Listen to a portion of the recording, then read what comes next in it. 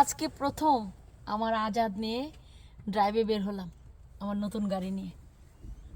তার নাম নিয়ে রওনা দিয়ে দিচ্ছি। নতুন গাড়ি নিয়ে বের হইতে একটু ভয়ও লাগতেছে। আল্লাহ ভরসা, সবাই দোয়া করবে। আজকে যাব আমরা স্ট্যানলিতে।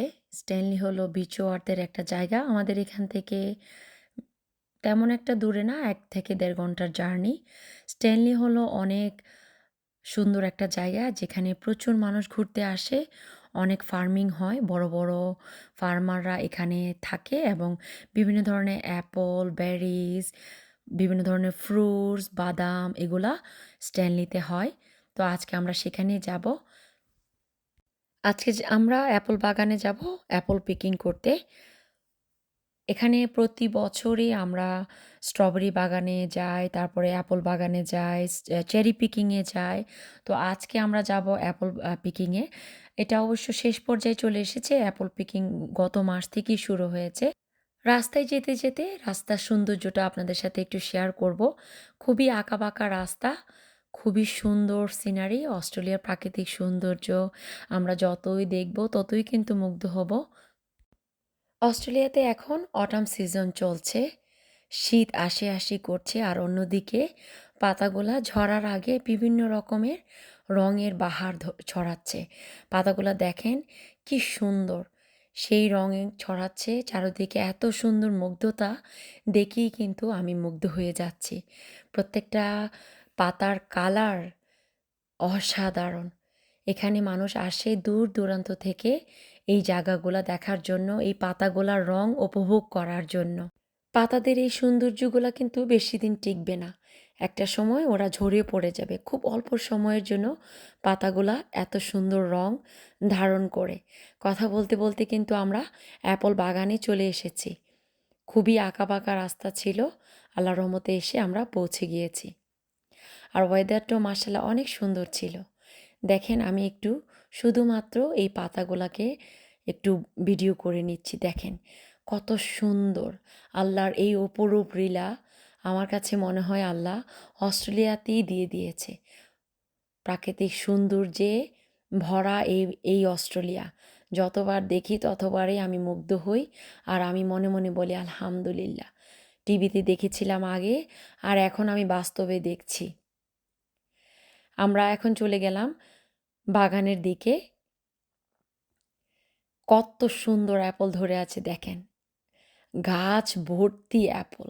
এগুলা দেখলে মনে হয় আমার কাছে যে কি দেখছি, নিজের চোখে আসলে কখনো বিশ্বাসও করতে পারি না। যখন নিজের হাতে অ্যাপল পিকিং করি, বিভিন্ন ধরনের ফ্রুটসগুলা আমি নিজের হাতে পিক করি, দেখতেই কিন্তু ভালো লাগে।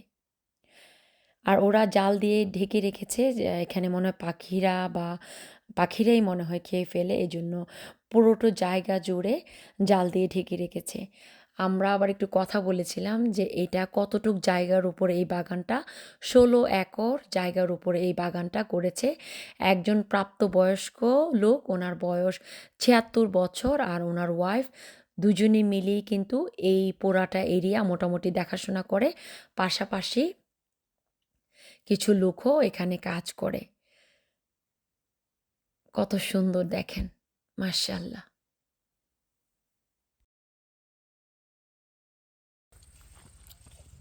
দেখছেন কি পরিমাণে আপেল ধরে রয়েছে, মাশাআল্লাহ। আল্লাহর অপরূপ সৃষ্টি, যতবার দেখবো ততবারই বলতে হবে আলহামদুলিল্লাহ। একটা আপেল খাচ্ছি, দেখো কি অবস্থা, মাশাআল্লাহ মাশাআল্লাহ। আমার আম্মাকে যদি নিয়ে আসি, আমার আম্মা দেখে অনেক খুশি হবে। আমার আম্মা যখন অস্ট্রেলিয়াতে এসেছিলেন, তখন ওনাকে নিয়ে আমরা চেরি বাগানে গিয়েছিলাম। তো উনি নিজের হাতে চেরি পেড়েছেন। খুবই, খুবই খুশি হয়েছিলেন তখন, যে নিজের হাতে চেরি পাড়তেছে আবার খাচ্ছেন। তো এবার যখন অ্যাপল বাগানে আসলাম, আম্মার কথা খুব মনে পড়ছিল। দেখেন কতগুলো অ্যাপল নিচে পড়ে আছে।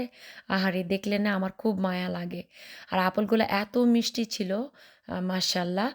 আর এই যে বাড়িটা দেখতেছেন, এটা হলো মালিকের বাড়ি। এই মালিকই কিন্তু পুরাটা জায়গা জুড়ে ওনার ফার্ম। ওনারা ফার্মও করেন, পাশাপাশি এখানে থাকেন। আর এই মালিকের বয়স ৭৬ বছর। ওনার ওয়াইফের বয়সও কিন্তু এরকম সেম। দেখেন এত বছর বয়সেও নিজের হাতেই নাকি বেশিরভাগ কাজ ওনারা করেন। আর কিছু লোক এখানে কাজ করেন আপেল পিকিং করার জন্য।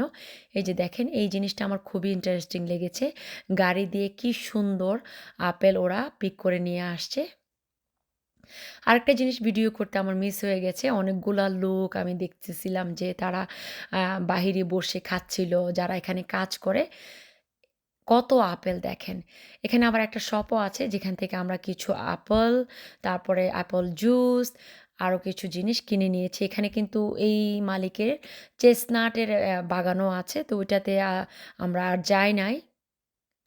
উনার বয়স ৭৬ বছর, চিন্তা করা যায়? তো আমরা এখানে ঘোরাঘুরি করে তারপর আমরা চলে গিয়েছিলাম বিচুয়াতে। কিছু ফটো সেশনও করে নিয়েছি। কিছু রিল তৈরি করলাম। নেক্সট ব্লগে আসবে বিচুয়াতে আমরা কি ঘোরাঘুরি করলাম, কি খেলাম। সবাই ভালো থাকবেন, সুস্থ থাকবেন। আল্লাহ হাফেজ।